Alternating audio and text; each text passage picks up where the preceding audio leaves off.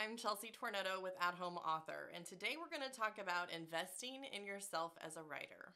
Before we get started, make sure you like and subscribe to our channel so that we can share lots of great content about publishing for children. Writing is one of those things that a lot of people see as a hobby, and so it's really hard for us as writers to take ourselves seriously and invest in ourselves, whether it's time or money or energy. So I want to start by sharing my own story with you because I think it's a really good example of how investing in yourself can make a huge difference. So I had always been a writer. Ever since I was little, I was writing poems and stories. I loved to write. And it was mostly just a creative outlet for me. However, I did, as I got to be an adult, start writing children's book manuscripts and thought, maybe someday they could be published. But it wasn't something that I took super seriously. It was more just for fun and the occasional browsing of the internet to see if there was someplace I could send it. So I might Google children's book publishers and just send it out to the first couple on the list. But I wasn't really making a concerted effort to get published. It was sort of just like throwing darts at a dartboard and seeing what would stick. Eventually, I was a teacher. I taught for 17 years, and eventually, in browsing the internet, I came across an open call for submissions from Scholastic. And if you're familiar with publishers in the US, you know Scholastic is huge. They are a huge educational publisher. They do lots of children's books. We all remember the Scholastic Book Fair. And so I was super excited. I thought this combines the two things that I'm really good at, which are writing and teaching. And so I went ahead and sent a proposal in for a instructional strategies book about teaching vocabulary. And lo and behold, about a year later, they got in touch with me and they wanted to publish this book that I had sent them. And I was over the moon. It was truly a huge boost of confidence to have an offer of publication from a publisher like Scholastic. So I went through with that process. Everything went great. I had no idea what I was doing at the time. I just signed the contract and kind of rolled with it, but it went great and my book came out and I was officially a published author. And I think that that was the boost of confidence I needed to finally think to myself, okay, if I have these children's book manuscripts and I really enjoy writing them and I've always thought maybe they could be published, well, now I am published as an author, so maybe I could get into children's books too. So for the first time, I kind of started to think, okay, I'm going to do this instead of maybe I'll do this. It was, I'm going to take the next step. And I decided that the next step could not be continuing to wander the internet looking for information. I needed to reach out and find someone who knew what they were doing so that I didn't waste time and energy searching on my own. So I went to a retreat hosted by Highlights magazine. Highlights is one of the biggest children's magazines in the US, and they host retreats at their campus in Pennsylvania for children's writers. And guys, this was huge for me. Super scary, a huge step. I still really can't believe that I did it looking back at that time. I had to fly by myself to the nearest airport, I think was in New Jersey or something like that. Had never flown by myself before. I had to invest money in the plane ticket and in the tuition for the retreat. And being an introvert, it was a huge challenge. I was going to go stay with basically about a dozen people that I had never met before for an entire weekend. And so it was super scary. It was super intimidating, but I did it. My husband was very supportive. He watched the kids for the whole weekend.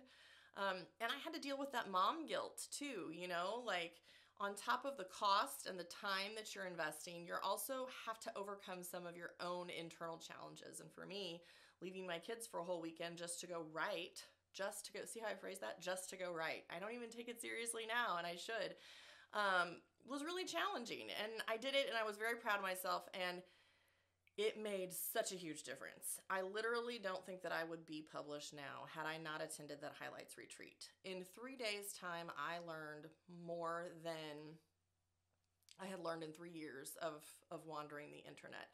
And more importantly, I think I met people who were on the same journey as me and saw that it could be done, that it was attainable, that these weren't, superstar authors that had some super magical powers. They were people just like me who took the next step and invested in themselves and learned what they needed to learn to get published. And I decided that I was going to do that too. So when I came back from Highlights, I decided to start looking for an agent.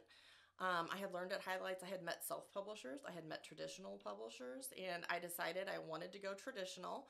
And about 9 months later, I had secured my first agent and started submitting to publishers. Today, I have 2 children's picture books that are traditionally published, with 2 more on the way and another couple under contract. And I am so, so glad that I took that step.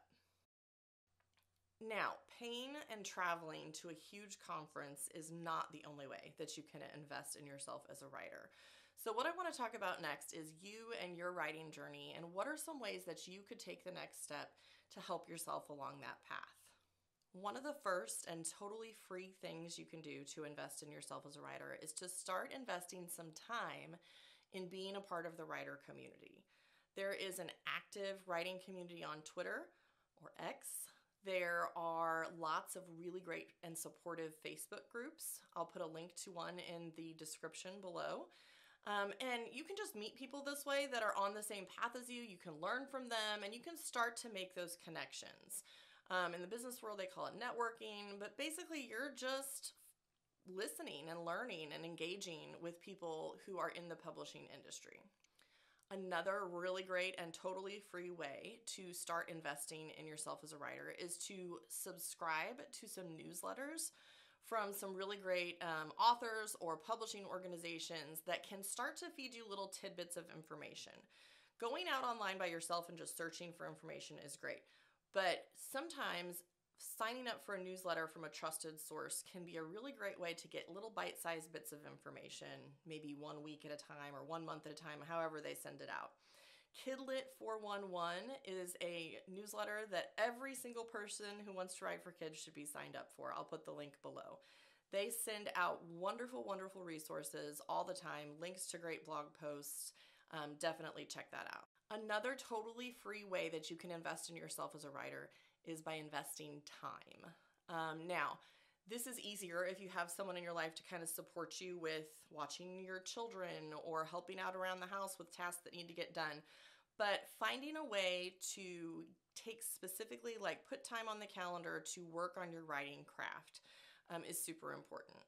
Another thing that you can do to invest in yourself that's maybe not free but super cheap would be to buy a craft book that sort of helps you learn about the craft of writing for children. My favorite is called The Magic Words. It's by Cheryl Klein. I'll put the link below.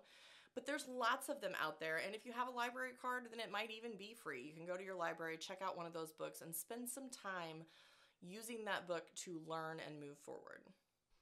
If you're ready to invest a little bit more, a little bit higher budget, you can join SCBWI, which I would highly, highly recommend. I think that their membership fee is like $90 a year or something like that. It gets you access to tons of free downloadable resources, chat groups that you can talk to other authors in, and it also gets you discounted access to individual webinars, big conferences every year. It's just a really, really great way to start off getting access to everything you need to write for kids. Another sort of mid-budget way to invest in yourself is to get a professional critique of one of your manuscripts. Guys, I gotta say, I do critiques for authors. Some of my other author friends do. Usually the price that we charge is somewhere between like $50 to $100. And I've gotten these critiques before. It's like, it teaches you so much. It's such a great way to learn. It's almost like a personal coaching session that helps you polish your manuscript. And every time you do one, you learn and get better. So I really think that that's a great way to spend your money in terms of learning to be a better writer. And of course, you can always take individual webinars or sign up for individual online courses that teach you about the writing craft. Profitable Picture Books by At Home Author is a great choice. And last, if you're ready to jump in with both feet and you can make a larger investment, large retreats or courses or conferences like those hosted by Highlights or SCBWI and their annual conference are a great way to meet people in person. So if you want to be published, if you have a children's book that you want to share with the world, it really is worth it to invest the time, the money into making that dream come true. A lot of the times I think that we sort of minimize ourselves and we say, well, it's just writing, or it's just a hobby, or we feel guilty about spending time and money on something that's just for us. But it's worth it. It is worth it for you to explore that talent that you have, for people to be able to read the book that you've written, and you really won't know until you try. And the best way to take the first step in that journey is to invest in yourself as a writer. I hope you guys have enjoyed this video. Be sure to like and subscribe and come back for more resources about publishing books for kids.